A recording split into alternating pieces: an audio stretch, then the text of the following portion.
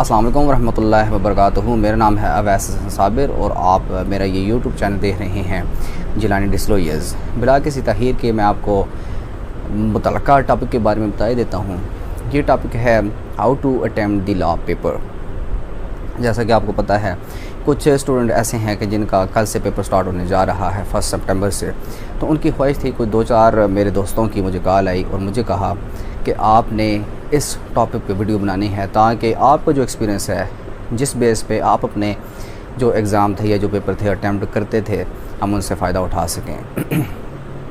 मेरी जो अपनी स्टडी है या मेरा जो अपना एक्सपीरियंस है कि मैं एक ऐसे पेपर को अटैम्प्ट करता था, मैं वो भी इंशाल्लाह आपको बताऊंगा। और इसके साथ साथ मेरे जो उस्ताज़ा इकराम का एक्सपीरियंस है या उनकी टिप्स एंड ट्रिक्स जो थी वो भी इंशाल्लाह आपको बताऊंगा।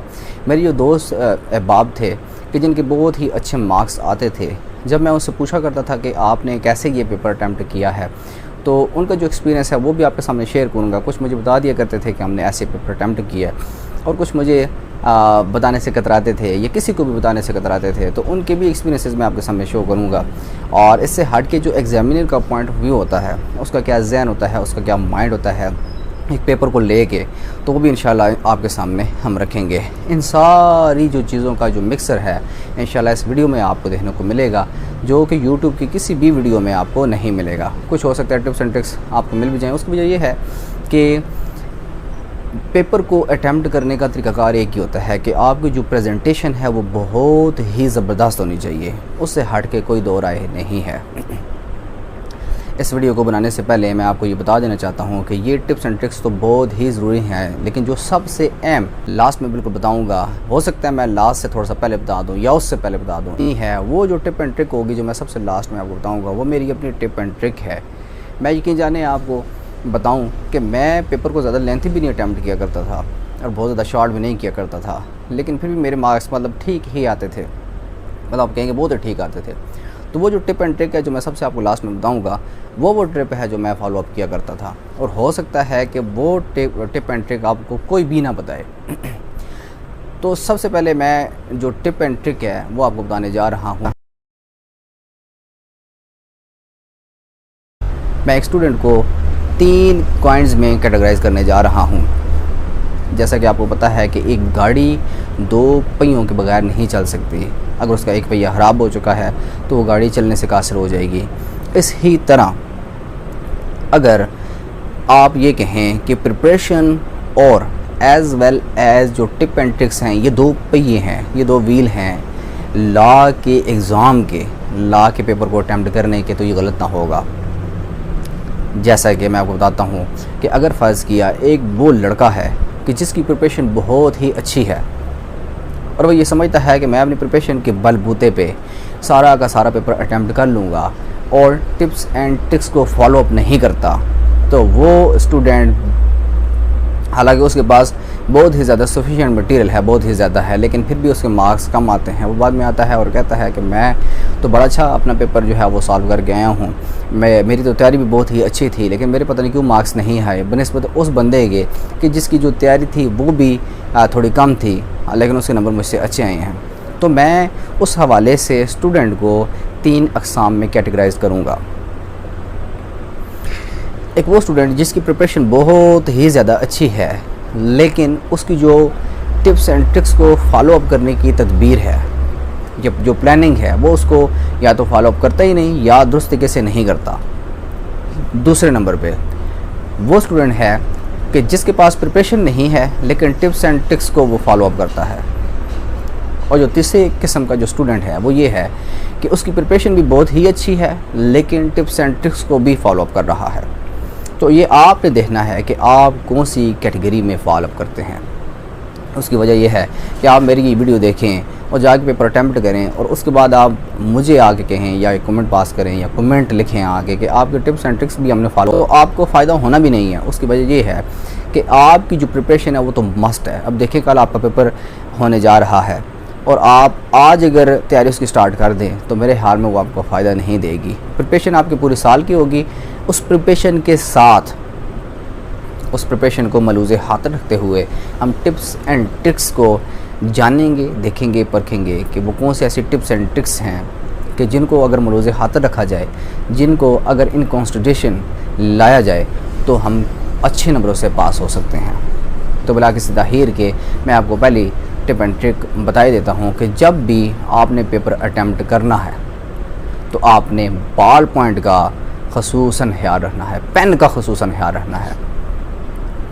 अगर आपको मैं अपना एक्सपीरियंस शेयर करूं तो जब मेरे पेपर हुआ करते थे, अब अगर फ़र्ज़ किया मेरे पेपर स्टार्ट होने हैं 7 दिन बाद, 1 हफ़्ते बाद स्टार्ट होने हैं मेरे पेपर, तो मैं कोशिश ये किया करता था कि हफ़्ता पहले ही मैं तकरीबन कोई 10 से पेन लाया करता था और उन 10 पेनों का मैं मुवाजना किया करता था एक दूसरे से।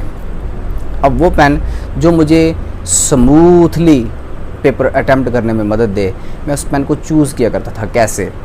मैं अपनी जो मेरी स्टॉप वॉच थी मैं उसको स्टार्ट किया करता था। एक क्वेश्चन मैं कोई भी लॉ पेपर का ले लिया करता था और उसको मैं तकरीबन 30 मिनट में हल करने की कोशिश किया करता था। अब फिर दूसरा पेन उठाया, फिर तीसरा पेन उठाया, फिर चौथा पेन उठाया, तो वो पेन जो मुझे थकाए भी ना, मुझे दबाव भी डालना ना पड़े और मेरे 30 मिनट में वो मेरा क्वेश्चन भी हल कर दे, स्मूथ भी हो, मैं उस पेन को चूज़ कर लिया करता था। मतलब कंपनी हाई के मैं पेन लिया करता था, जैसे कि पिकासो हो गया, जैसे कि पियानो हो गया, इस किस्म के मैं पेन ले लिया करता था और फिर मैं उनको चेक किया करता था कि कौन सा पेन है जो स्मूथली चल रहा है। उसकी वजह भी बता देता हूँ। देखिए, आप ये कहेंगे कि कौन सी ऐसी ये ट्रिप है कि जो हमें पेपर पास करने में मदद देगी। अगर मैं आपको बिला तहीर ये बताऊँ, देखें होता इस तरह से है कि अगर फ़र्ज़ किया हमारे पास 30 मिनट हैं, ठीक हो गया, और आपका जो पेन है वो फ़ी मिनट के हिसाब से आपको 10 सेकंड का डिले दे रहा है, ठीक हो गया, 10 सेकंड, यानी कि आपको दबाव डाल के लिखना पड़ रहा है, वो स्मूथ नहीं है, वो खुरदरा है। तो अगर फ़र्ज़ किया फ़ी मिनट वो आपको 10 सेकंड का डिले दे रहा है, तो आपने ये देखना है कि 60 मिनटों में वो कितने सेकंड का डिले देगा।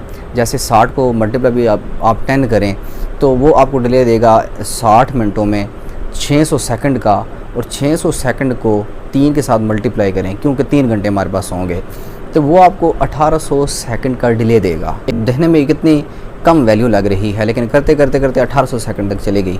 अब 1800 सेकंड को अगर आप मिनटों में कन्वर्ट करें तो ये आपके 30 मिनट बन रहे हैं। अब 180 मिनटों में 30 मिनट तो आपके पेन की वजह से ज़ाया हो गए। ये आपने कैलकुलेशन ख़ुद भी करनी है, आपने बात स्टार्ट करनी है। मैंने इसका एक्सपेरिमेंट किया हुआ है।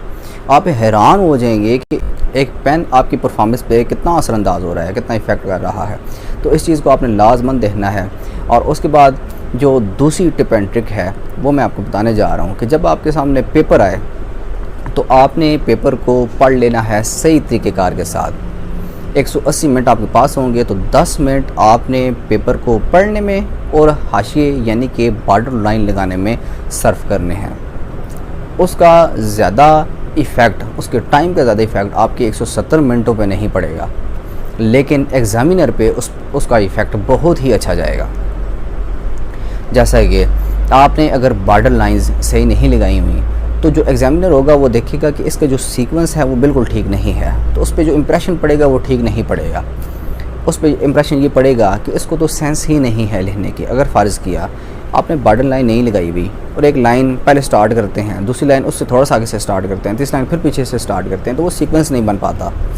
अब यहाँ पे मैं एक चीज़ ऐड करना चाहूँगा। आपने देखा होगा कि लड़कियों के जो मार्क्स आते हैं वो बहुत ही ज़्यादा आते हैं, तो वो अपनी कौन सी ऐसी टिप एंड ट्रिक इस्तेमाल करती हैं कि जिसकी बिना पे उनके मार्क्स बहुत ही ज़्यादा अच्छे आते हैं। देखिए, उन्होंने भी वही बुक पढ़ी हुई है, आपने भी वही बुक पढ़ी हुई है। हो सकता है आपके किसी लड़की से ज़्यादा प्रिपरेशन हो, ठीक हो गया, फीमेल स्टूडेंट से ज़्यादा प्रिपरेशन हो, लेकिन आपकी उससे कम मार्क्स आते हैं। तो आपने ये ऑब्ज़र्व किया होगा कि आप उनके अगर नोट्स उठा के देखें ना, तो जब भी कोई क्वेश्चन अटैम्प्ट करती हैं तो एक तो वो हेडिंग्स बहुत ज़्यादा देती हैं, दूसरा वो जब हेडिंग देती हैं तो उसके नीचे लाइन लगाती हैं एक, और दूसरी लाइन फिर ज़िगज़ैग लगाती हैं और आगे बहुत ही ज़बरदस्त करके स्टार डालती हैं और स्टार के नीचे एक फुल स्टॉप डाल देती हैं। और जो हेडिंग दे रही होती है ना, वो जो राइटिंग को करती हैं ऐसे गोल मोल करके बहुत ही ज़बरदस्त, तो वो जो इंप्रेशन जाता है एग्जामिनर पे बहुत ही अच्छा जाता है। तो जो दूसरी टिप एंड ट्रिक है वो ये है कि जब आपके सामने पेपर आ जाए तो आपने 10 मिनट उसको पेपर को पढ़ने में, और आपने उसमें ये चीज़ देखनी है कि मैंने कौन सा क्वेश्चन पहले अटैम्प्ट करना है, कौन सा क्वेश्चन बाद में अटैम्प्ट करना है। और मैं आपको बताऊंगा भी कि आपने कैसे क्वेश्चन को कौन सी फहरिस्त में रखना है। दूसरी टिप एंड ट्रिक ये आ गई। अब तीसरी जो टिप एंड ट्रिक होगी वो मैं आपको ये बताना चाहता हूँ कि आपने कितना मटेरियल एक पेपर में अटेम्प्ट करना है क्वेश्चन को हल करने में। यानी बहुत से ऐसे स्टूडेंट हैं जो मुझसे क्वेश्चन करते हैं कि मटेरियल कितना लिखना चाहिए। हमें समझ नहीं आती कि मटेरियल के वर्ड्स कितने हों, कितने पेजेस पे वो आएँ। तो यहाँ पे मैं जो तीसरी टिप एंड ट्रिक है वो बताता हूँ, क्योंकि ये टिप एंड ट्रिक फिर बाकी हमारी जो कैलकुलेशन है उसके साथ कनेक्ट करेगी। अब जैसे देखें आपने अपने स्कूल के दौर में देखा होगा कि आपको जब एक ऐसे दिया जाता था तो वहाँ पे साथ में ये भी लिखा होता था कि आपने ऐसे में जो वर्ड लिखने हैं वो 300 to 350 के लगभग आपने लिखने हैं। और उस वक्त जो उनके मार्क्स होते थे एक क्वेश्चन के, उस ऐसे के, वो तकरीबन 15 to 20 मार्क्स होते थे। अब देखिए वहाँ पे अगर आपने ऑब्ज़र्व किया हो तो वहाँ पे उस वक्त आपका मैच्योरिटी लेवल भी बहुत कम था। अंडर मैट्रिकुलेशन जब आप मैट्रिक कर रहे थे उस वक्त आपका जो मैच्योरिटी लेवल था वो भी बहुत कम था। उस वक्त आपकी राइटिंग भी ठीक नहीं थी, उस वक्त आपकी इंग्लिश ग्रामर भी ठीक नहीं थी। अब जबकि आपकी इंग्लिश भी ठीक हो गई है, आपकी ग्रामर भी ठीक हो गई है, आपका मैच्योरिटी लेवल भी बहुत ही अच्छा है और आपका स्टडी लेवल भी बहुत ही अच्छा है, तो क्या आपको उन्हीं 15 या 20 नंबरों के 350 वर्ड लिखने चाहिए? नहीं, कॉमन सेंस की बात है ना, आपको ज़्यादा लिखने चाहिए। अब दूसरी मिसाल लेते हैं। आपने ये देखा होगा कि CSS के इम्तिहान में एक आता है इंग्लिश ऐसे राइटिंग का एक सब्जेक्ट है बहुत ही ज़बरदस्त, और उसमें उन्होंने कहा होता है वो 100 मार्क्स का होता है सब्जेक्ट, ठीक हो गया। और उसमें 3000 से 3500 वर्ड लिखने होते हैं 3 घंटे के अंदर अंदर। अब अगर उस नंबरों को हम 5 पे तकसीम करें तो हमारे पास 20 नंबर आ जाते हैं। 100 तकसीम में डिवाइडेड बाई 5 तो 20 मार्क्स आ गए। लेकिन दूसरी तरफ हम अगर 3500 वर्ड को 5 पे तकसीम करें तो हमारे पास जो फिगर आती है वो आ जाती है लगभग 7 के, यानी कि 20 मिनट में आपको 700 वर्ड्स लिखने हैं। अब यहाँ पे अगर कैलकुलेशन करें कि पेजेस हमने कितने लिखने हैं, तो मेरे ख्याल में एक जो पेज होता है उसमें जो कैपेसिटी होती है वर्ड्स को समोने की, या उस पर आप कितने वर्ड्स लिख सकते हैं, वो होती है तकरीबन 70 to 100 के दरमियान। तो आपने एक पेज पे अगर आप उसको लेके चलते हैं ना 90 to 100, तो इसका मतलब है अगर आपने 700 वर्ड्स लिखने हैं तो आपके 7 पेजेस आएंगे। अब आप ये देखें कि आप कहते हैं यार कि 7 पेजेस बहुत ज़्यादा हैं लेकिन 4 पेजेस बहुत कम है, तो आपने फिर उसके दरमियान की जो राह है ना वो अख्तियार करनी है, यानी कि आपने 500, 550, 600 वर्ड्स का एक पेपर अटैम्प्ट करना है। अब इसी कैलकुलेशन को हम लेके चलते हैं थोड़ी सी और उसकी जो वैल्यू है उसको कम करते हैं, उसकी जो रेशियो उसको कम करते हैं। देखिए जैसे कि मेरा यूट्यूब का चैनल मैंने बनाया है ना, एक मिसाल देता हूँ आपको। यूट्यूब का चैनल मैंने बनाया है तो मेरी ये बिल्कुल मेरा फोकस नहीं है कि मैंने 1000 सब्सक्राइबर एक दिन में करने हैं, 1 माह में करने हैं, 2 या 3 माह में करने हैं। नहीं, मैंने अपने 1000 सब्सक्राइबर को देखा हुआ ही नहीं है, ठीक है। मैंने 4000 वॉच टाइम को देखा हुआ ही नहीं है, मेरे जहन में वो है ही नहीं। मैंने अपने छोटे छोटे गोल सेलेक्ट किए हुए हैं कि मैंने रोज़ाना की बेस पे, मेरी डेली बेस पे मेरा जो हदफ है, मेरा जो गोल है वो ये है। जैसे कि मैंने अपने गोल बनाया हुआ है कि मैंने पहले 3 दिनों में 50 सब्सक्राइबर करने हैं, ठीक हो गया। और मैंने जो वॉच टाइम है वो 10 आवर करना है। इसको मैं फिर आहिस्ता आहिस्ता ग्रेजुअली इंक्रीज़ करता जाऊंगा। तो आपने भी सेम इसी तरह जो आपकी वैल्यू है उसको बहुत निचले लेवल पे लेके आना है, ताकि आपको आपका जो टाइम है वो ज़्यादा लगे। इसी तरह से आपका जो एक क्वेश्चन का जो टाइम है आपने उसको बहुत ही निचली वैल्यू पे लेके आना है, उसकी जो काउंटिंग है वो बहुत ही नीचे लेके आएंगे आप। कैसे कि अगर फ़र्ज़ किया आपने एक क्वेश्चन 700 वर्ड का करना ही करना है या 500 से 600 के दरमियान करना है, और एक पेज की कैपेसिटी है 100 वर्ड, और इतनी होती है 90 to 100 वर्ड आपके पेज पे लिख सकते हैं अगर आपकी जो राइटिंग है वो एवरेज है, ठीक हो गया। तो आपने अगर 700 वर्ड का एक क्वेश्चन अटैम्प्ट करना है तो 7 को आपने 34 पे डिवाइड करेंगे तो आपके पास जो वैल्यू आएगी 4 पॉइंट समथिंग आएगी। यानी कि 700 वर्ड का क्वेश्चन अटैम्प्ट करने के लिए आपके पास जो मिनट आ गए वो आ गए 4 पॉइंट समथिंग। अगर आपने 600 वर्ड का करना है तो आपने 34 को 6 पे डिवाइड करना है तो आपके पास जो वैल्यू आएगी वो 5 पॉइंट समथिंग आ जाएगी। यानी कि 600 वर्ड का क्वेश्चन अटैम्प्ट करने के लिए आपके पास जो वैल्यू आ गई वो आ गई 5। अगर आपने 500 वर्ड का, और मिनिमम यही आपकी वैल्यू होनी चाहिए कि आपने मिनिमम 500 वर्ड का करना चाहिए, क्योंकि मैच्योरिटी लेवल भी यहाँ पे हमें यही कहता है कि आपने 500 वर्ड का जो एक क्वेश्चन है वो अटैम्प्ट करना है 500 वर्ड में। तो आपने 34 को जब आप 5 पे तकसीम करेंगे तो आपके पास जो वैल्यू आएगी 6 पॉइंट समथिंग, यानी कि एक पेज पे जो आपके वर्ड आएंगे वो 100 आएंगे, और उनको करने के लिए आपके पास अब टाइम आ गया 6 पॉइंट समथिंग। ठीक हो गया। अब आपके पास वॉच भी होगी। ठीक हो गया। तो आपने वहाँ से देखते जाना है और एक पेज के ऊपर आपने उस हिसाब से उसको फिलअप करते जाना है। ठीक हो गया। आपने पैनिक नहीं होना वहाँ पे जब आपके पास क्वेश्चन पेपर आए। तो आपने ये नहीं देखना आगे पीछे कि कौन बंदा क्या कर रहा है, कौन बंदा परेशान है, कौन बंदा ठीक है। ठीक है, आपने पूछना तो नहीं है ना, पूछ के तो लिखा जा सकता ही नहीं। ठीक हो गया। तो ये आपके पास बहुत ही छोटी वैल्यू आ गई। देखें यहाँ पे आपको पहले मैंने जैसे आपको बताया कि आपके पास पेन होना चाहिए, तो इसके साथ और कौन कौन सी चीज़ें होनी चाहिए कि जो आपके छोटे छोटे जो आपके टाइम के वक्फे हैं उनको और मज़ीद कम किया जा सके। अब देखें ना, छोटा छोटा जो टाइम पीरियड है वो अगर आप बाद में उसको जमा करें, आज जमा कर लें, आज कैलकुलेशन कर लें, तो वो थोड़ा टाइम करके आपका पौना घंटा बनता है जो आपका ज़ाया होता है इन 3 घंटों में। जैसा कि आपके पास पेन ठीक नहीं है तो मैंने कैलकुलेशन पहले आपको बताई कि वो 30 मिनट्स तक आपको लॉस दे सकता है आपको टाइम का। अगर आपके पास वॉच नहीं है तो बार बार एग्जामिनर से टाइम पूछना भी आपको बहुत ही ज़्यादा नुकसान दे सकता है। और अगर आपके पास अपनी बॉटल नहीं है पानी की तो एक तो आप डिहाइड्रेटेड रहेंगे। ठीक है, आपके अंदर जो ऑक्सीजन की कमी है वो आपको काम ही नहीं करने देगी। और दूसरा, जब आप उठ के एक दफ़ा जाएंगे, देखें अगर आपके पास बॉटल नहीं है तो आप कम से कम 3 दफ़ा तो जाते ही जाते हैं पानी पीने के लिए। एक तो पेपर की बहुत ही ज़्यादा स्ट्रेस होती है और दूसरा गला भी खुश्क हो जाता है पेपर को देख के। तो 3 दफ़ा तो मस्ट हैं आपके पानी पीने में। अब 3 दफ़ा पानी पीने में आपके 5 मिनट ज़ाया हो जाते हैं, और वो 5 मिनट एक पेपर को हल करने में कितने अहम होते हैं ये आपने ख़ुद ऑब्ज़र्व करना है, और आपने ऑब्ज़र्व किया भी होगा। तो आपके पास 3 चीज़ें तो मस्ट होनी चाहिए, बॉल पॉइंट, वॉच और अपनी एक बॉटल जो आप पानी के लिए यूज़ कर सकें। तो जब आपने एग्जामिनर हॉल में जाना है तो आपने ये देख लेना है कि आपकी जो चेयर है वो बिल्कुल ठीक है या नहीं ठीक पेपर रखने के लिए। ठीक हो गया जी। अब नेक्स्ट आपको जो सबसे जो मेन टिप एंड ट्रिक है जो मैं फॉलोअप किया करता था आपको वो बताने जा रहा हूँ। मेरे ख्याल में हो सकता है यूट्यूब पे आपने ये ट्रिक ना ही देखी हो या किसी ने आपको ना ही बताई हो।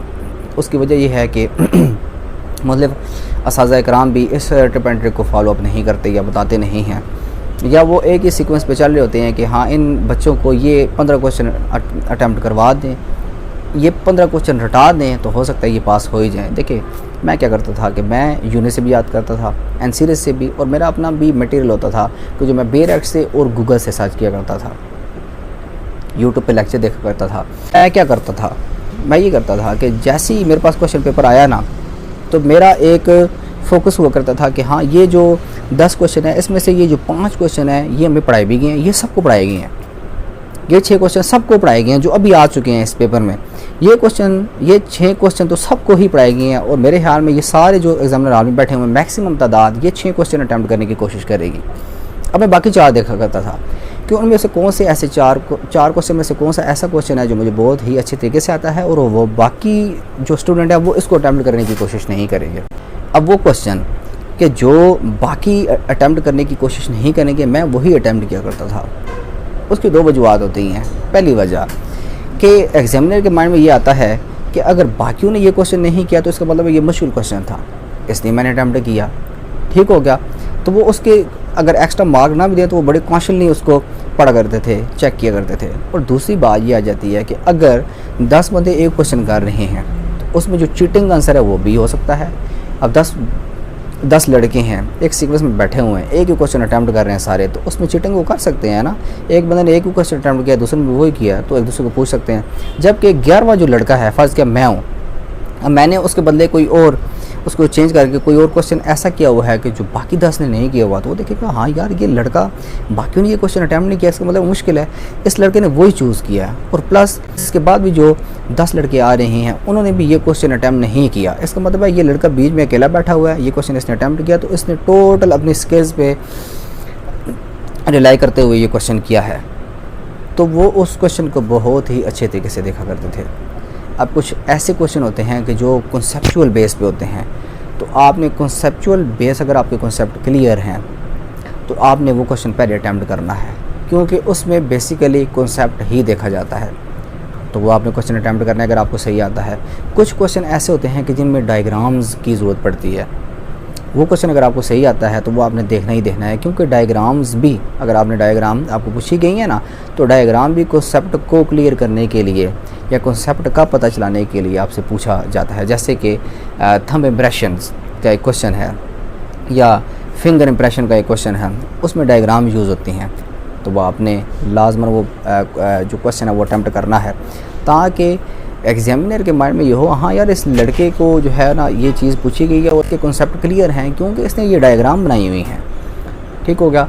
कुछ ऐसे क्वेश्चन होते हैं कि जो आपकी डेफिनेशन पे मुनासर होते हैं, तो अगर आपको डेफिनेशंस बिल्कुल सही आती हैं तो आपने सबसे पहले वो क्वेश्चन करना है, क्योंकि उसमें सिर्फ डेफिनेशन पूछी गई है और डेफिनेशन आपने एज इट इज़ लिखनी है, डेफिनेशन में अब चेंज होती नहीं। तो डेफिनेशन आप लिखेंगे तो एग्जामिनर आपके नंबर क्यों काटेगा। ठीक हो गया। ये कुछ टिप्स एंड ट्रिक्स थी जो मैंने आपको बताई।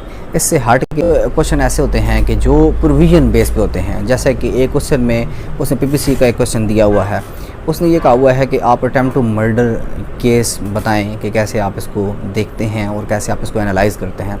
अब अटेम्प्ट टू मर्डर केस में पीपीसी हो गई, सीआरपीसी हो गई, सीपीसी हो गई, ये तीनों जो आपके सब्जेक्ट्स हैं कुछ ऐसे हैं कि इनमें अगर जितनी भी आप प्रोविजन ऑफ लॉ आप वहाँ पे लिखेंगे उतनी आपके जो मार्क्स हैं वो अच्छे आएंगे।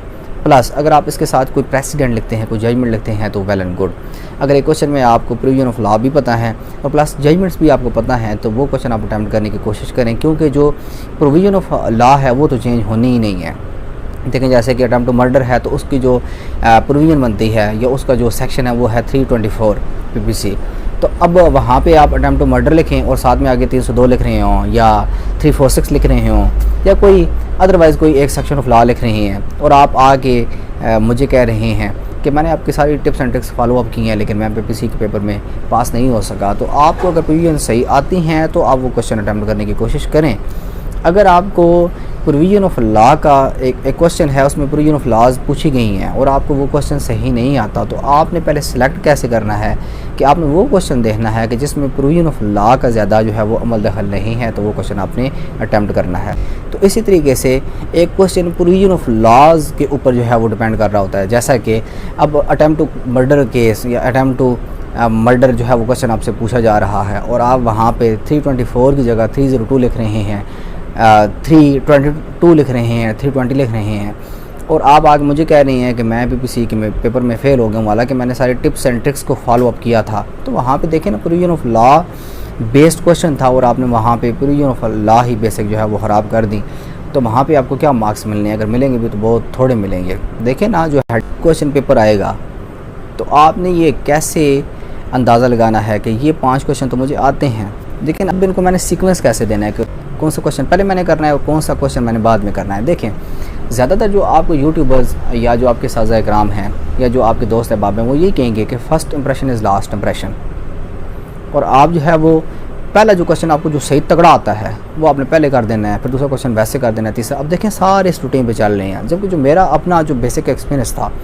और इसने मुझे बड़ा फ़ायदा दिया कि मेरे पास एक क्वेश्चन पेपर आया तो मैंने उसमें से सिलेक्ट कर लिया कि मुझे ये 3 क्वेश्चन बिल्कुल ठीक आते हैं, ये 2 क्वेश्चन मुझे ठीक नहीं आते। ठीक हो गया। अब मैं क्या करता था कि मैं पहले 2 क्वेश्चन किया करता था वो जो मुझे बिल्कुल ठीक आते हैं, क्योंकि उस वक्त मेरी स्पीड भी बिल्कुल ठीक होगी और मुझे क्वेश्चन भी सही आता होगा, तो मैंने उसको सही तेज़ी से करना है और बड़े प्यारे तरीके से करना है, क्योंकि टाइम भी बहुत ज़्यादा पड़ा हुआ है और मैं उसको करता जा रहा हूँ। अब 2 क्वेश्चन मैंने अटैम्प्ट कर लेना, तो तीसरा क्वेश्चन मैं वो करूँगा जो मुझे ठीक नहीं आता। उसकी वजह यह है कि अभी मैं सही थका नहीं। ठीक हो गया, मैं थका भी नहीं और मेरी वो जो थकावट ना होने, वो मेरी जो एनर्जी है वो उस क्वेश्चन पे जा रही है जो मुझे ठीक नहीं आता। तो हो सकता है मुझे ऐसी कुछ चीज़ें याद आ जाएं कि जो बिल्कुल एंड पे याद ना आए। अब देखें एंड पे क्या होता है कि आपके पास टाइम भी नहीं बचता, आप लिख लिख के थक भी चुके होते हैं, बॉल पॉइंट या आपको जो पेन है उसने भी आपको थका दिया होता है, और प्लस आपको क्वेश्चन भी सही नहीं आता, यानी आपको क्वेश्चन भी ठीक नहीं आता, टाइम भी बहुत थोड़ा बच गया है और आप थके हुए भी हैं। अब आपने कई दफ़ा ऑब्जर्व किया होगा कि आप जब बाहर निकलते आप कहते हैं यार पहले 3 क्वेश्चन तो ठीक थे, लेकिन चौथे और 5वें क्वेश्चन में मेरी लिखाई समझ नहीं आ रही थी क्या थी, मुझे खुद समझ नहीं आया कि मैंने क्या वहाँ पे क्या किया है। तो वो इसी वजह से होता है कि आप थक चुके होते हैं, आप पैनिक हो चुके होते हैं, आपकी जो एनर्जी है वो ज़ाया हो चुकी होती है, प्लस आपको क्वेश्चन भी नहीं आता लास्ट वाला, ये चौथा 5वां क्वेश्चन आपको सही नहीं आता होता। तो ये इन चीज़ों से बचने के लिए आपने क्या करना है कि पहले 2 क्वेश्चन बिल्कुल ठीक अटैम्प्ट करने हैं, बेहतरीन तरीके से अटैम्प्ट करने हैं। अब तीसरा और चौथा क्वेश्चन आपने वो अटैम्प्ट करना है जो आपको ठीक नहीं आता। उसकी वजह ये है कि आपको 1.5 घंटा बचा होगा, तो हो सकता है कि आप 2 क्वेश्चन अटैम्प्ट करने की जब लिखना स्टार्ट करें तो आराम, जब देखें ना आपके पास 1.5 घंटा अगर बचा हुआ है तो हो सकता है आपको ये कोई ऐसा पॉइंट समझ आ जाए, कोई ऐसा पॉइंट याद आ जाए कि जो आपको बिल्कुल लास्ट पे तो नहीं याद आएगा कभी भी। आपने ये देख लेना है, ऑब्जर्व भी कर लेना है कि टाइम कम बचे ना तो जो आता होता है वो भी भूल जाता है। इसलिए आपने लास्ट पे वो क्वेश्चन रखना है जो आपको सही याद है और आपको पता है यार आप ये नहीं भूलेंगे। जो आप भूल सकते हैं उनको पहले आपने रखना है। उसकी वजह यह है कि आपको कोई पॉइंट याद भी आ सकता है, तो उसका इंप्रेशन क्या पड़ेगा एग्जामिनर पे, वो कहेगा यार ये 2 क्वेश्चन बहुत ज़बरदस्त तरीके से अटैम्प्ट किए हैं, ये भी ठीक ही है, और ये जो चौथा क्वेश्चन है भी ठीक है, 5वां क्वेश्चन फिर इसने बेहतरीन अटैम्प्ट किया। तो उसके माइंड में क्या आएगा कि इसका शुरू से लेके आखिर तक एक ही पैटर्न था, एक ही लिखाई थी और एक ही तरीके से इसने जो है वो अटैम्प्ट किया है बहुत ही अच्छे तरीके से। इसकी ना लिखाई बड़ी थी ना छोटी थी, बिल्कुल दरमियानी थी। इसने नेचुरल एक अंदाज़ लगना चाहिए। जब आप लिखाई से बड़ा या छोटा लिखेंगे ना तो वो जो आपकी लिखाई होगी वो नेचुरल नहीं लगेगी, तो वो देखेगा हाँ यार ये इसको बहुत ही ज़बरदस्त तरीके से इसने जो है वो इसको अटैम्प्ट किया हुआ है, इसने कोई बड़ा छोटा करके नहीं लिखा, और प्लस जो है वो एक ही सीक्वेंस में इसने लिखा हुआ है। अब जब लास्ट पे आपके पास अगर फ़र्ज़ किया 30 मिनट का आपकी एक कैलकुलेशन थी 34 मिनट की, वो अगर कम हो के 20 मिनट भी रह जाती है ना, तो अब आपके पास लास्ट में कौन सा क्वेश्चन बचा होगा जो आपको बिल्कुल ठीक आता है, जो आपको बिल्कुल ठीक आता है। तो वहाँ पर फिर आपने स्टार्ट करना लगा नाम लेके, और क्वेश्चन फिर आपने रुकना नहीं है, बेहतरीन तरीके से आपने अटैम्प्ट करना है। ये कुछ ऐसी टिप एंड टिक्स थी कि जो मैंने देखें, अभी भी वीडियो बहुत ज़्यादा लंबी हो गई है। टिप्स एंड टिक्स जो है ना वो बहुत ही ज़्यादा हैं और वर्किंग भी हैं, वो वर्क भी करते हैं, लेकिन चूँकि टाइम की बहुत शॉर्टेज है, मैंने अभी कोर्ट भी जाना है। मुझे दोस्तों ने जो है वो रात को कॉल की कि आप इस पर बनाएं, क्योंकि हमारा 1 तारीख को पेपर है। मैं अपने पहले यहाँ पे इवनिंग ऑफिस में आ गया, मैंने यहाँ पे आपके वीडियो बनाई, अब मैं कोर्ट में जाने वाला हूँ। और दूसरी बात ये है कि वीडियो वैसे भी बहुत ज़्यादा लंबी हो चुकी है। अब दूसरी टिप एंड ट्रिक क्या है क्वेश्चन को सिलेक्ट करने के लिए, वो मैं आपको बता देता हूँ। देखिए क्या होता है कि आप को बड़े बंदों ने ये कहा होगा कि जब क्वेश्चन पेपर आपके पास आए तो आपने टिक लगा लेने कि कौन से क्वेश्चन आपको बेहतरीन आते हैं, कौन से क्वेश्चन आपको नहीं आते, तो उस हिसाब से आपने कैटेगराइज कर लेना है। और आपने वो क्वेश्चन पहले करने हैं जो आपको सही तरीके से आते हैं, इसलिए कि first impression is last impression. अब ये भी एक तरीक़ाकार ठीक है, लेकिन मेरे हिसाब से आपने देखना है कि मैंने कैसे पेपर को अटैम्प्ट किया, और आपको दोनों में से जो अच्छा लगे आपने वो तरीक़ाकार, जो आपको बेस्ट लगे वो आपने तरीक़ाकार अडॉप्ट करना है, वो मेथड अडॉप्ट करना है आपने। अब मैं क्या किया करता था कि मेरे पास एक क्वेश्चन पेपर आया तो मैंने उसमें से सिलेक्ट कर लिया कि मुझे ये 3 क्वेश्चन बिल्कुल ठीक आते हैं, ये 2 क्वेश्चन मुझे ठीक नहीं आते। ठीक हो गया। अब मैं क्या करता था कि मैं पहले 2 क्वेश्चन किया करता था वो जो मुझे बिल्कुल ठीक आते हैं, क्योंकि उस वक्त मेरी स्पीड भी बिल्कुल ठीक होगी और मुझे क्वेश्चन भी सही आता होगा, तो मैंने उसको सही तेज़ी से करना है और बड़े प्यारे तरीके से करना है, क्योंकि टाइम भी बहुत ज़्यादा पड़ा हुआ है और मैं उसको करता जा रहा हूँ। अब 2 क्वेश्चन मैंने अटैम्प्ट कर लेना, तो तीसरा क्वेश्चन मैं वो करूँगा जो मुझे ठीक नहीं आता। उसकी वजह यह है कि अभी मैं सही थका नहीं। ठीक हो गया, मैं थका भी नहीं, और मेरी वो जो थकावट ना होने, वो मेरी जो एनर्जी है वो उस क्वेश्चन पे जा रही है जो मुझे ठीक नहीं आता। तो हो सकता है मुझे ऐसी कुछ चीज़ें याद आ जाएं कि जो बिल्कुल एंड पे याद ना आए। अब देखें एंड पे क्या होता है कि आपके पास टाइम भी नहीं बचता, आप लिख के थक भी चुके होते हैं, बॉल पॉइंट या आपको जो पेन है उसने भी आपको थका दिया होता है, और प्लस आपको क्वेश्चन भी सही नहीं आता, यानी आपको क्वेश्चन भी ठीक नहीं आता, टाइम भी बहुत थोड़ा बच गया है और आप थके हुए भी हैं। अब आपने कई दफ़ा ऑब्ज़र्व किया होगा कि आप जब बाहर निकलते आप कहते हैं यार पहले 3 क्वेश्चन तो ठीक थे, लेकिन चौथे और 5वें क्वेश्चन में मेरी लिखाई समझ नहीं आ रही थी क्या थी, मुझे खुद समझ नहीं आया कि मैंने क्या वहाँ पे क्या किया है। तो वो इसी वजह से होता है कि आप थक चुके होते हैं, आप पैनिक हो चुके होते हैं, आपकी जो एनर्जी है वो ज़ाया हो चुकी होती है, प्लस आपको क्वेश्चन भी नहीं आता, लास्ट वाला ये चौथा 5वां क्वेश्चन आपको सही नहीं आता होता। तो ये इन चीज़ों से बचने के लिए आपने क्या करना है कि पहले 2 क्वेश्चन बिल्कुल ठीक अटैम्प्ट करने हैं, बेहतरीन तरीके से अटैम्प्ट करने हैं। अब तीसरा और चौथा क्वेश्चन आपने वो अटैम्प्ट करना है जो आपको ठीक नहीं आता। उसकी वजह ये है कि आपके पास 1.5 घंटा बचा होगा, तो हो सकता है कि आप 2 क्वेश्चन अटैम्प्ट करने की जब लिखना स्टार्ट करें तो आराम, जब देखें ना आपके पास 1.5 घंटा अगर बचा हुआ है तो हो सकता है आपको ये कोई ऐसा पॉइंट समझ आ जाए, कोई ऐसा पॉइंट याद आ जाए कि जो आपको बिल्कुल लास्ट पे तो नहीं याद आएगा कभी भी। आपने ये देख लेना है, ऑब्जर्व भी कर लेना है कि टाइम कम बचे ना तो जो आता होता है वो भी भूल जाता है। इसलिए आपने लास्ट पे वो क्वेश्चन रखना है जो आपको सही याद है और आपको पता है यार आप ये नहीं भूलेंगे। जो आप भूल सकते हैं उनको पहले आपने रखना है। उसकी वजह यह है कि आपको कोई पॉइंट याद भी आ सकता है। तो उसका इंप्रेशन क्या पड़ेगा एग्जामिनर पे, वो कहेगा यार ये 2 क्वेश्चन बहुत ज़बरदस्त तरीके से अटैम्प्ट किए हैं, ये भी ठीक ही है, और ये जो चौथा क्वेश्चन है भी ठीक है, 5वां क्वेश्चन फिर इसने बेहतरीन अटैम्प्ट किया। तो उसके माइंड में क्या आएगा कि इसका शुरू से लेके आखिर तक एक ही पैटर्न था, एक ही लिखाई थी और एक ही तरीके से इसने जो है वो अटैम्प्ट किया है, बहुत ही अच्छे तरीके से। इसकी ना लिखाई बड़ी थी ना छोटी थी, बिल्कुल दरमियानी थी। इसने नेचुरल एक अंदाज़ लगना चाहिए। जब आप अपनी लिखाई से बड़ा या छोटा लिखेंगे ना, तो वो जो आपकी लिखाई होगी वो नेचुरल नहीं लगेगी। तो वो देखेगा हाँ यार ये इसको बहुत ही ज़बरदस्त तरीके से इसने जो है वो इसको अटैम्प्ट किया हुआ है, इसने कोई बड़ा छोटा करके नहीं लिखा, और प्लस जो है वो एक ही सीक्वेंस में इसने लिखा हुआ है। अब जब लास्ट पे आपके पास अगर फ़र्ज़ किया 30 मिनट का आपकी एक कैलकुलेशन थी 34 मिनट की, वो अगर कम हो के 20 मिनट भी रह जाती है ना, तो अब आपके पास लास्ट में कौन सा क्वेश्चन बचा होगा जो आपको बिल्कुल ठीक आता है, जो आपको बिल्कुल ठीक आता है। तो वहाँ पर फिर आपने स्टार्ट करना अल्लाह का नाम लेके, और क्वेश्चन को फिर आपने रुकना नहीं है, बेहतरीन तरीके से आपने अटैम्प्ट करना है। ये कुछ ऐसी टिप एंड टिक्स थी कि जो मैंने देखी, अभी भी वीडियो बहुत ज़्यादा लंबी हो गई है। टिप्स एंड टिक्स जो है ना वो बहुत ही ज़्यादा हैं और वर्किंग भी हैं, वो वर्क भी करते हैं, लेकिन चूँकि टाइम की बहुत शॉर्टेज है, मैंने अभी कोर्ट भी जाना है। मुझे दोस्तों ने जो है वो रात को कॉल की कि आप इस पे बनाएं, क्योंकि हमारा 1 तारीख को पेपर है। तो मैं अपने पहले यहाँ पे इवनिंग ऑफिस में आ गया, मैंने यहाँ पे आपके वीडियो बनाई, अब मैं कोर्ट में जाने वाला हूँ। और दूसरी बात ये है कि वीडियो वैसे भी बहुत ज़्यादा लंबी हो चुकी है।